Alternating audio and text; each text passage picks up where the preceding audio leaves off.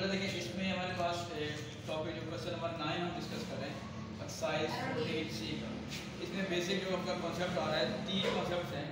एक यूनियन है, union means के ऑल एलिमेंट्स होता है, इंटरसेक्शन हम इसे सपोज करते हैं, और इसके अलावा होता है सेम या कॉमन, और तीसरी आपके पास है कि कॉम्प्लीमेंट ऑफ अ सेट।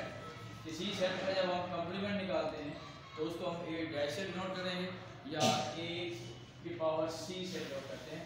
इसका मतलब होता है नॉट ए, यानी जिस भी सेट का हम कॉम्प्लीमेंट निकालेंगे उसको हम कहेंगे नॉट ए, उसी सेट को हम कहते हैं, उसके अलावा की बात हम नहीं करते। आप देखिएगा क्वेश्चन नंबर आपका 9 है कि given that x such that, इसको रीड कैसे करना है देखिए बेटा, ये यूनिवर्सल सेट को शो करता है।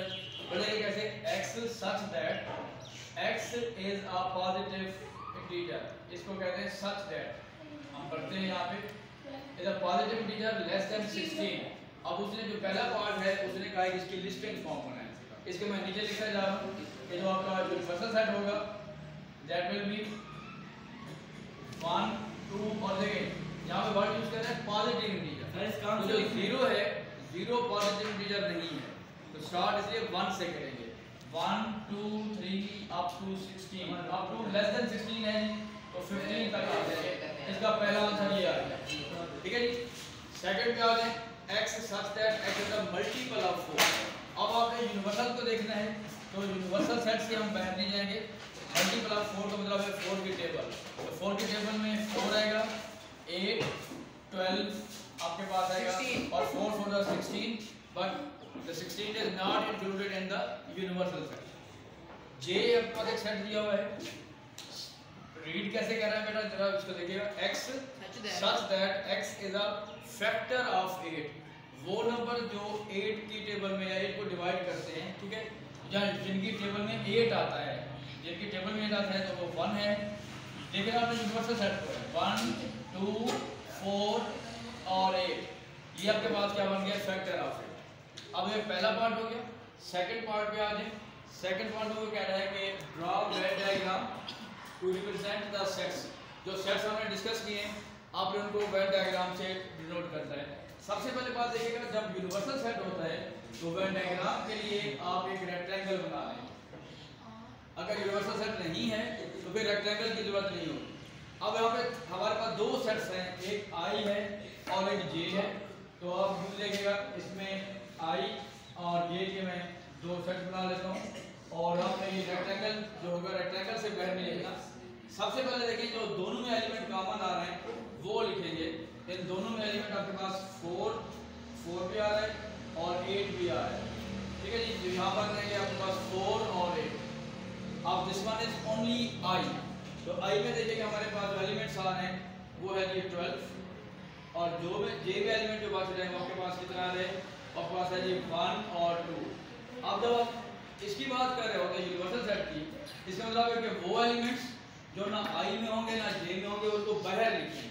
अब वो इसको देखिएगा प्लीज, कौन कौन से एलिमेंट बच रहे हैं, 1 2 3 है जी, 4 आया हुआ है, 5 6 7 8 है, तो हमारे पास 9 10 11, वो सारे इस यूनिवर्सल सेट में आ जाएंगे। इसको हम रेक्टेंगल को यूनिवर्सल सेट में कन्वर्ट करते हैं, क्लियर है बात। नेक्स्ट पे आते हैं फ्रॉम द वेन डायग्राम। अब आपने वेन डायग्राम को देखना है और इसी से इसके आंसर निकालने हैं। अब आप कॉन्सेप्ट क्या है, I यूनियन J कॉम्प्लीमेंट, इसका मतलब है कि आपने करना क्या है, not I union J। Union J का मतलब होता है कि आपने इनको ऑल की बात करनी है। देखिए I और J में ये एलिमेंट आ रहा है, लेकिन कॉम्प्लीमेंट का मतलब ये है कि आप इनके अलावा इनके अलावा एलिमेंट कौन से बच रहे हैं, इनके अलावा एलिमेंट बच रहे हैं 3 5 6 7 9 10 11 10 और 11, ठीक है जी। 12 जो है वो I में आया हुआ है पहले से, तो वो इसमें नहीं है, ठीक है। और उसके अलावा हमारे पास 15 तक बचे, सॉरी 11 तक है हमारे पास, और आगे भी है 13 है, 13 14 आएगा बेटा, प्लीज इसको ऐड कर लेते हैं, 13 भी आ रहा है, 14 और 15 भी ऐड कर सकते हैं आप इसको, आपके पास 13 भी है 14 भी है और 15 भी। अब इस पे आ जाएगा, ये जो टेक्निकल है आपके पास सवाल है, इसमें हम जो बात डिस्कस डिस्कस कर रहे हैं आई इंटरसेक्शन जे कंप्लीमेंट। इसमें पहले देखिएगा, इसमें दो स्टेप में सॉल्व कर रहा हूँ। पहले आप देखिए कि जे कंप्लीमेंट का मतलब क्या है। जे कंप्लीमेंट का मतलब है नॉट जे। अब आप इस वेन डायग्राम से देखिएगा, जे ये सारा एलिमेंट है। नॉट जे का मतलब है कि जो इस जे के अलावा जितने भी एलिमेंट्स हैं वो नॉट जे में हैं। कौन कौन से एलिमेंट हैं इसके अलावा देखिएगा, 3 5 6 7 8 नहीं क्या है बड़ा, 9 10 11 13 और 12 भी आएगा, 12 13 14 और 15, ये नॉट जे हो गए। अच्छा जी नेक्स्ट देखिएगा, अब हमें चाहिए आई इंटरसेक्शन। अब जो आई हमारे पास है वो हमारे पास है जी 4 8 और 12। तो हमने निकालना है आई इंटरसेक्शन जे कॉम्प्लीमेंट। इंटरसेक्शन का मतलब क्या होता है बेटा, सेम। अब आप इन दो सेट्स में देखें कि कौन से एलिमेंट सेम आ रहे हैं। अच्छा कौन कौन से एलिमेंट सेम आ रहे हैं जी? कोई सेम है जी? 4 नहीं, कोई भी एलिमेंट 12 सिर्फ एक एलिमेंट है जो दोनों में आ रहा है, तो इसका आंसर क्या बन जाएगा 12। तो ये आपका आंसर बनेगा, ठीक है बेटा। देखिए क्वेश्चन 10 आपके पास है। क्वेश्चन 10 में उसमें लिखा हुआ है कि identify and shade on the Venn diagram. आपको उसने 3 कंडीशन दी है जो हम पीछे करते आ रहे हैं।